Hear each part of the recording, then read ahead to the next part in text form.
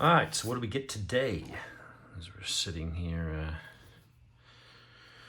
on, what is it, Thursday? I think it's Thursday. Anyway, been a long week. It's Thursday morning, almost lunchtime.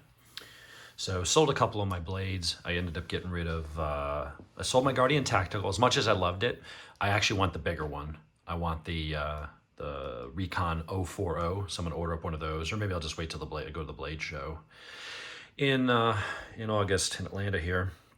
So what I did, I got rid of that and a couple other ones. I get bored with stuff after a while, so I go through things just like I do with motorcycles or guns or anything else.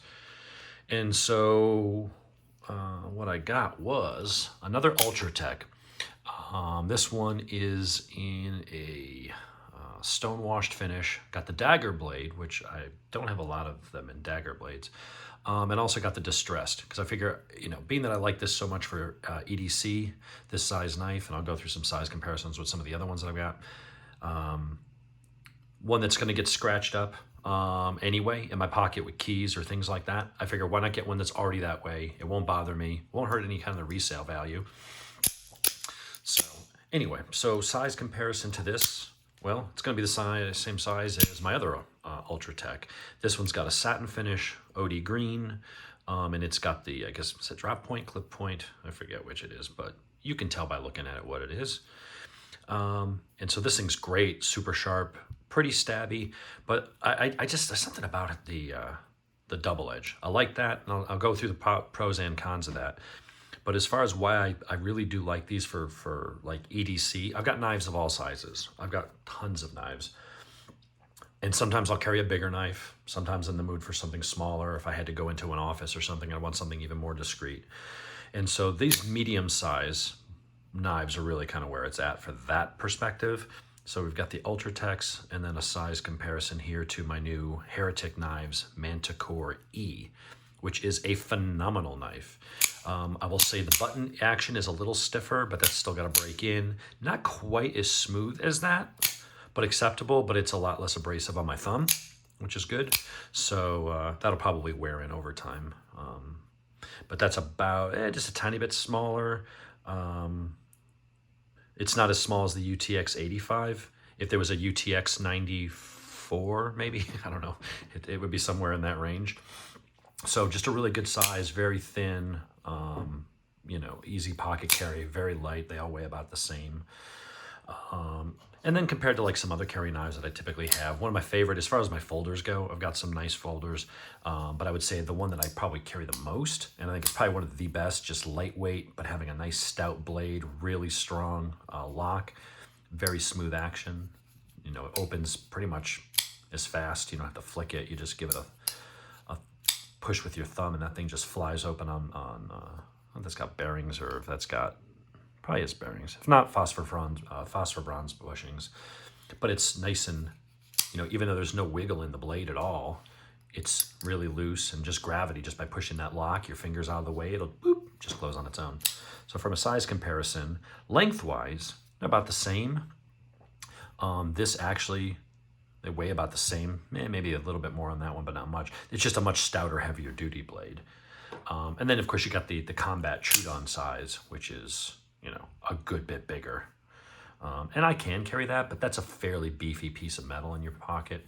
I would say when I carry this would be if I was going somewhere where it was prohibitive, where I couldn't carry a handgun, and, but I wanted, I'm in a state, maybe I'm in my home state where, 40 states have, where it's legal to have automatics and stuff. I'll carry that big heavy blade because I figure, okay, it looks a little more intimidating. If I don't have a gun, what's the next best thing? Can't carry a baseball bat around. So something like that would be a stout, intimidating looking, because maybe that'll be a visual deterrent if someone was messing with you and you're in that kind of a sketchy situation. But if I had to use a knife as a self-defense weapon, I would probably pick something like this, because it is small enough to fit in my pocket. You can one-handed bring it up in a moment's notice and it's ready for action. But that is a good bit bigger, and it does kind of weigh in your pocket. You kind of know it's there. So that's it for the size comparison. So let's get some of these guys out of here and go why I chose this one. So for the EDC knives, I really love the Manticore, but the Ultratechs, I mean, to say which one I like more. There's certain things I like. I don't like the texture of the button as we've covered in others. It's just abrasive, and I get, you know, I've had discussions with people where if you've got blood or oil or sweat on your hand, or you're wearing gloves, yeah, that's absolutely, you know, a good thing to have it be a little more abrasive. Although I don't know that I would have a problem with either, you know, these other styles that aren't as abrasive, but I get why they do it. It's just if you're a person who buys these things and you're kind of sitting there playing with it, it does kind of chew into your thumb a bit. But it is a really smooth action. I mean, Microtech's kind of like the gold standard.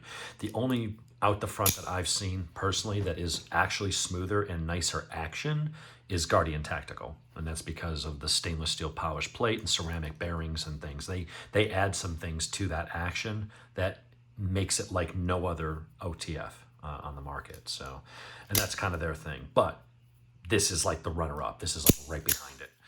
So I got this one a couple weeks ago. It's a good size to fit in your hand. It is a little small. It does feel like it could twist a little in your hand if you're really trying to use it.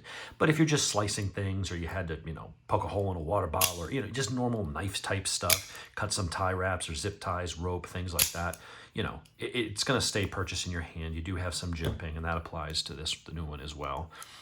You've got good pocket clips. This one, unfortunately, you can't read the born on date that well because of the stonewash finish, but it looks like this one was made in February of 2020. So this is like brand new production. So this, I believe, again, it's kind of hard to read with the stonewash finish, but that should be a 204P blade steel, which I guess is the American version of Bowler M390. So premium blade steel.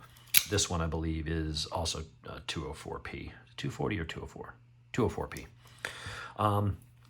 I would say, you know, I was looking at the Trudon, which is the little brother to the Combat Trudon, Trudon, whatever.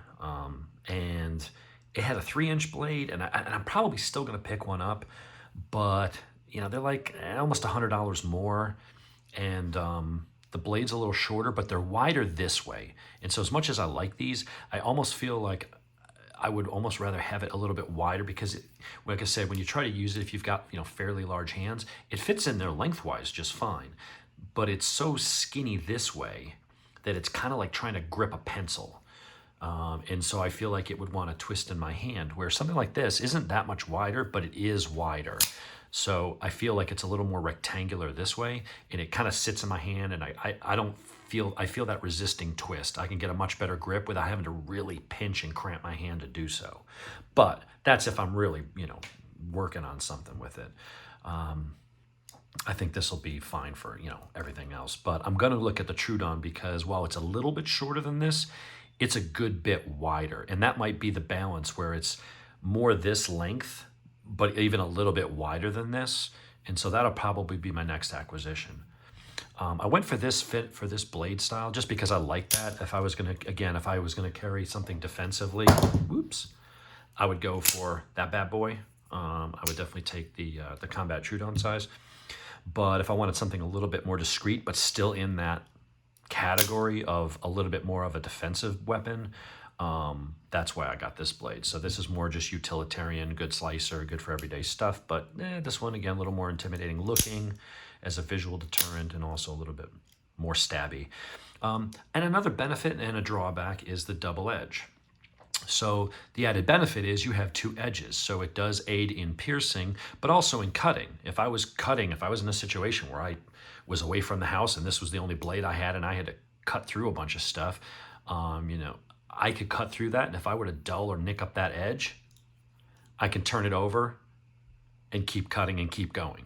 Now, of course, I'd have now two edges to sharpen, but it does give you that flexibility that you could go, and you've got two edges, so you have basically a backup edge instead of having a backup blade. Now, if you snap the blade off or you broke the knife itself, well, then that wouldn't do you any good. But if I were to dull that edge out to where it really wasn't cutting anymore, I have a completely new, fresh backup blade.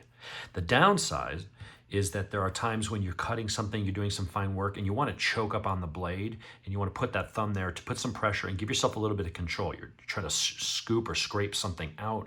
You're trying to do some real fine work on something where you don't want to be heavy-handed here and have it slip off, so you kind of want to get in there and work it. Well, that don't work so well when you got that edge there. So that's kind of the main differences between those, is the finish and also just the blade style. More utilitarian, more defensive, with the added benefit of just having the second blade in case you needed it. But man, snappy action, butter smooth, not even broken in. I mean, I got that yesterday. But it's in that same perfect size as the Heretic and as a carry knife. Even though it's fairly long, it's very thin, and these things just don't weigh anything. Deep carry, pocket clip, and again, that glass breaker tip, which not just as a glass breaker, but as like a non-lethal, I don't know what the police would call it, like a control type, you push that against someone, it's painful. It digs in. You create pressure points on the neck, on the arm, on the hand, anywhere really. It hurts. It's definitely a pain inducer, but there's nothing on there sharp. Like, you're not going to pierce the skin. I mean, maybe if you went as hard as you could, bonk someone like right on the forehead or something with it, yeah, maybe you would break the skin then, because it's kind of easy to do with, on the skull there. But for the most part, that's a really non-lethal. You could use it as a pressure point. And if you had to pop a window out or something, it was a car accident or whatever, get into a vehicle, get out of a vehicle, it's just a nice thing to have. It's there. Doesn't really protrude much, and it's what I like about it is I've seen some that were actually like painful, to where if you were to have the blade extended and you were to hold it in this grip, it kind of hurts your thumb, or jabs you in the side or something if you have it in your pocket and you sit down a certain way. It's enough that it's pointy to be that sort of non-lethal pressure point inducer and pop out windows, but it's not so sharp that you're going to cut yourself or it's going to be uncomfortable to use. So I don't know. I like it a lot.